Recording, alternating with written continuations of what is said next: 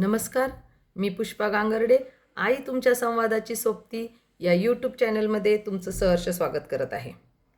आता आपण सकाळ झाल्यानंतर कोणकोणत्या कृती करत आहोत, त्या कृतीबरोबर मुलांना भाषा देण्याचं शिकत आहोत.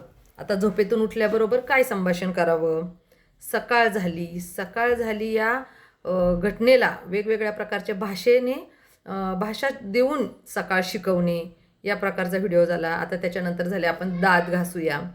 आता दात घासल्यानंतर तोंड धुतल्यानंतर तुमचं बाळ दूध पितो की चहा पितो, त्यानुसार आपण त्याच्याबरोबर संभाषण करू शकतो.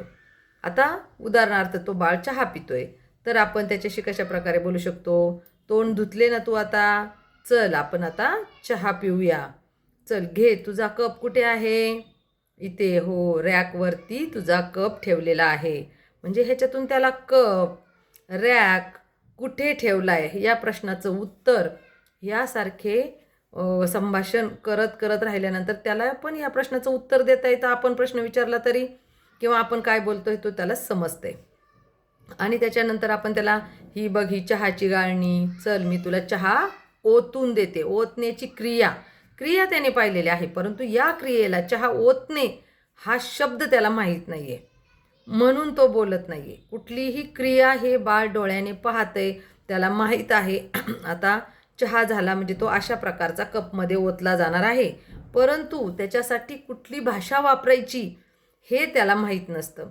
आपण ज्या वेळेस ती कृती करता करता बोलणार आहोत, त्यावेळेस त्याला ते समजणार आहे की आईने चहा कपामध्ये ओतला, गाळला, या प्रकारची क्रियापदं आपण त्याला शिकवणार आहोत.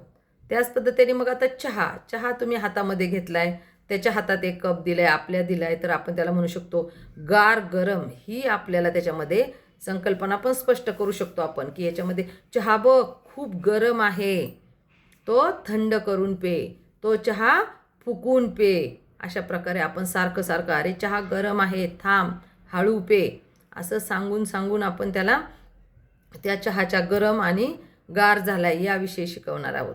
म्हणजे त्याच्यातून त्याला गार गरम ह्या गोष्टी समजतात. त्यानंतर आपण त्याला ज्यावेळेस तो चहा पिलाय, 1 घोट पिला, 2 घोट पिलाय, तर त्यावेळेस आपण त्याच्याबरोबर काय संभाषण करू शकतो. अरे चहा कसा झालाय, गोड झाला का की नाही झाला. म्हणजे ह्याच्यातून आपण त्याला बाळाला चहाची चव किंवा गोड चव कशी असते याविषयी आपण त्याला ज्ञान देणार आहे. हे आपलं सहज, म्हणजे घरामधील ज्या कृती चालू आहेत त्या कृतीमधून वेगवेगळं संभाषण करून त्याला आपण त्या प्रकारचं ज्ञान देतोय. त्याला चवीविषयी ज्ञान देतोय, गार गरम याविषयी ज्ञान देतोय, काही भाषेचं ज्ञान आहे, त्याच्यामध्ये क्रियापदं आहेत. फुकून पी, गाळून घेतले, परत झाकून ठेवले, थांब, गार आहे, गरम आहे, या प्रकारचं संभाषण चहा पित असताना, किंवा तुम्ही जर त्या बाळाला दूध प्यायला देत असेल किंवा दूध बॉर्नव्हिटा देत असाल, जे काही तुम्ही त्याला सकाळी उठल्यानंतर देत असाल त्याबरोबर तुम्ही संभाषण करत चला. म्हणजे मग त्याला त्याविषयीचं त्याविषयी शब्द असतात, जी कृती चालू आहे त्या कृतीचे जे शब्द आहेत ते त्याला समजतंय. की समजा एखादं बाळ आहे जे बोलत नाही, त्या पालकांना हे माहीत आहे, कोणी बाहेरून आलं, काय करतो तू, तो मुलगा गप्प बसलेला असतो. त्याच जागेवर आपण रोज जेव्हा सांगत राहिलं, काय करतो तू, आता आपण चहा पित आहे, आता आपण दूध पित आहे, हे जेव्हा आपण रोज म्हणतो तीच कृती करताना, तेव्हा त्या बाळाला कळतंय की मी आता काय कृती करतोय. कृती कळत असेल तरीही त्याच्यासाठी कुठली भाषा आहे, त्याच्यासाठी कुठले शब्द वापरायचे, हे त्याला आपण संभाषण केल्यावर कळतं. म्हणजेच एक दिवस आपण तू काय करतो हा प्रश्न विचारल्यानंतर तो आपल्याला उत्तर देणार आहे की मी चहा पितो, मी दूध पितो.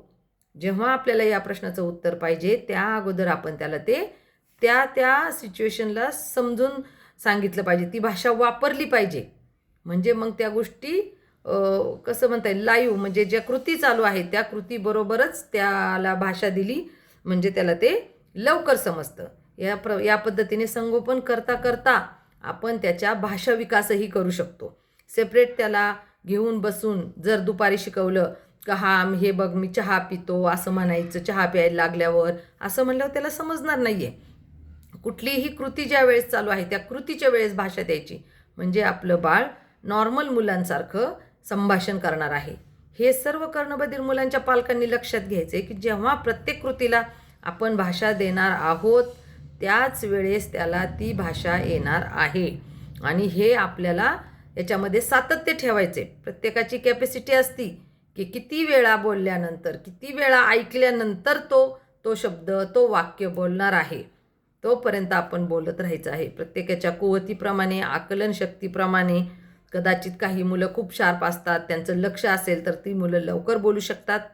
काही मुलांचं लक्ष नसतं, त्यामुळे त्यांना बोलायला उशीर लागू शकतो. पण या कृतीबरोबर शब्द देण्याचे काम आपण रोज रोज करायचे आहे.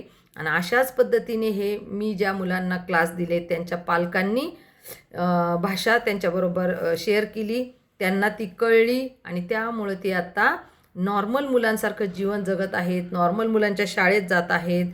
आता नॉर्मल मुलांच्या बरोबरीने जीवन जगणं हे अपंग मुलांच्या दृष्टीने खूप महत्त्वाची गोष्ट असते.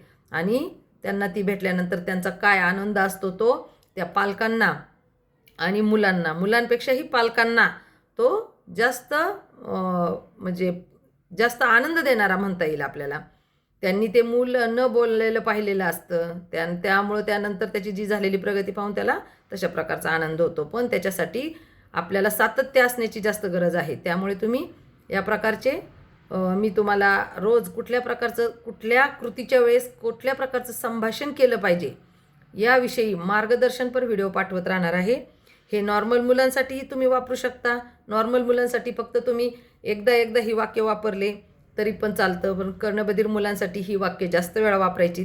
एवढाच फरक आहे त्याच्यामध्ये. यासारखे नवीन व्हिडिओ पाहण्यासाठी या चॅनलला लाईक करा, शेअर करा, सबस्क्राईब करा. धन्यवाद.